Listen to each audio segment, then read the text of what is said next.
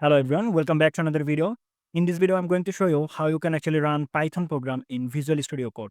So I'm going to the browser, Microsoft Edge, and here I will type Visual Studio and you just have to download it. Here you can see I have downloaded the Visual Studio Code here. So the next is Python.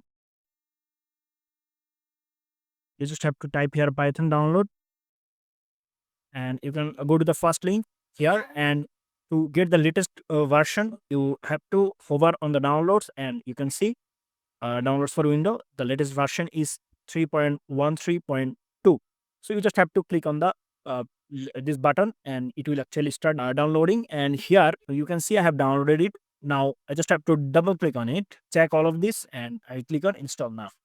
Yes, so here you can see setup was successful. Close it. Now what you have to do, you have to just go to the Visual Studio Code. You're going to double click on it and it will actually open. So I have already opened a folder, so I will actually remove the folder from this workspace. So you just have to open a folder, open folder, and let's say I want to create a folder in the W drive.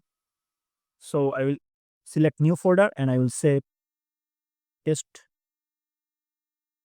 project, and I'm going to select it and add it. Now you can see we are in test project.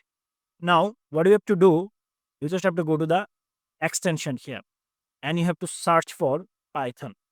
So this one, you just have to install it, and maybe you can actually check this auto update. Okay, install. So here you can see we have perfectly installed Python.